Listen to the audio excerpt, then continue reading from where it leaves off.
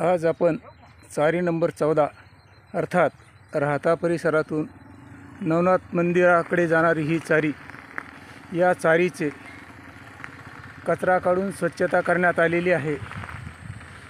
तळातील चिखल माती काढण्यात आलेली आहे.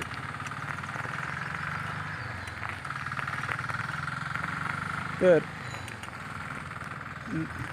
नगर मनमाड रस्त्यापर्यंत काय परिस्थिती आहे याबाबत आपण परीक्षण करणं अतिशय गरजेचं आहे.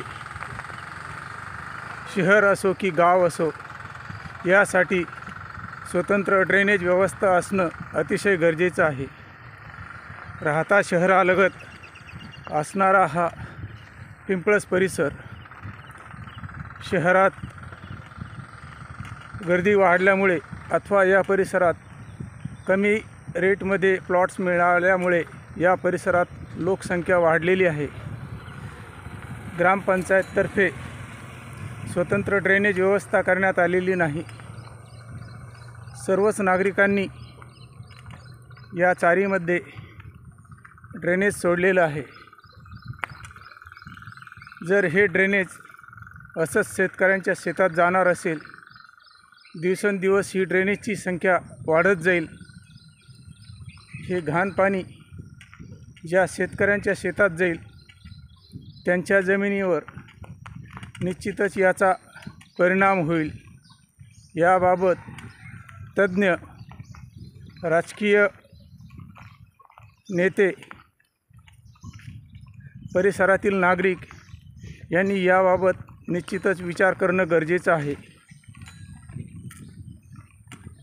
आपण बघू शकतो या ठिकाणी अतिशय मोठ्या प्रमाणात ड्रेनेजचं पाणी या ठिकाणी या चारीमध्ये येत आहे. अर्थात हळूहळू या पुढील काळातसुद्धा जसजशी लोकसंख्या वाढत चालेल त्या प्रमाणामध्ये या ड्रेनेजचं पाणी वाढत जाणार आहे. याला पर्याय म्हणून या परिसरातील नागरिकांचं जे ड्रेनेज व्यवस्थापन आहे याकडे लोकप्रतिनिधींनी लक्ष देणं अतिशय गरजेचं आहे. हे झालं नाही तर या पुढील काळामध्ये 14 चारी परिसरामध्ये या रस्त्यापासून पुढे चारी अंडरग्राऊंड केलेली आहे, परंतु त्या पुढील परिसरामध्ये ज्या शेतकऱ्याच्या शेतात ज्यांच्या परिसरात हे पाणी पोहोचणार आहे त्या ठिकाणी मोठ्या प्रमाणात दुर्गंधी व सडलेलं पाणी पोहोचणार आहे. याकडे वेळीच लक्ष देणं ही प्रशासनाची जबाबदारी आहे.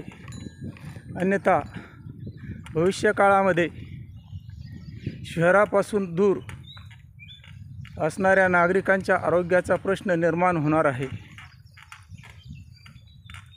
याबाबत प्रशासनाने या पुढील काळात निश्चितच लक्ष द्यावं हीच अपेक्षा. या परिसरातील नागरिकांनी चारीची कचराकुंडी निश्चितच करू नये, परंतु परिसरातील नागरिक हा कचरा करतात. या रस्त्याचं डांबरीकरण झालेलं आहे. चारीतून ही कचरा चिखलवर काढून टाकलेला आहे. हा वर्षानुवर्षे असाच पडून राहिला तर या ठिकाणी पुन्हा घाणीचं साम्राज्य वाढल्याशिवाय राहणार नाही. यासाठी इरिगेशन प्रशासनाने याची विल्हेवाट लावण्याचं योग्य नियोजन करणं गरजेचं आहे. आपण बघू शकता या परिसरामध्ये राहता ग्रामीण रुग्णालय आहे. या ठिकाणी हा जो चारीतून काढलेला कचरा, घाण ही सर्वच ह्या ग्रामीण रुग्णालयाच्या भिंतीशेजारी टाकण्यात आलेली आहे. हा कचरा सुकेल, वाळेल हा नंतरचा प्रश्न आहे, परंतु निश्चितच हा ज्या ठिकाणी आरोग्य मिळतं त्या परिसरात अनारोग्याचे प्रश्न निर्माण होईल अशीच ही गोष्ट आहे. 2-4 दिवस झाले असतील या ठिकाणी नागरिक अशा प्रकारे कचरा आणून टाकत आहे. या ठिकाणी या परिसराला वीज पुरवठा करणारा ट्रान्सफॉर्मर अर्थात DP आहे. ह्या DPचा पुन्हा जाळ होऊ शकतो. हा कचरा असाच पडून राहिला तर राष्ट्रीय संपत्तीचं नुकसान होतं. याकडे लक्ष देणं गरजेचं आहे. तसेच या परिसरातील नागरिक आपण बघू शकता ही स्वच्छता केल्यानंतर किती मोठ्या प्रमाणात हा कचरा आणून टाकतात. हे निश्चितच योग्य नाही. यावरती योग्य कार्यवाही होणं अतिशय गरजेचं आहे. धन्यवाद.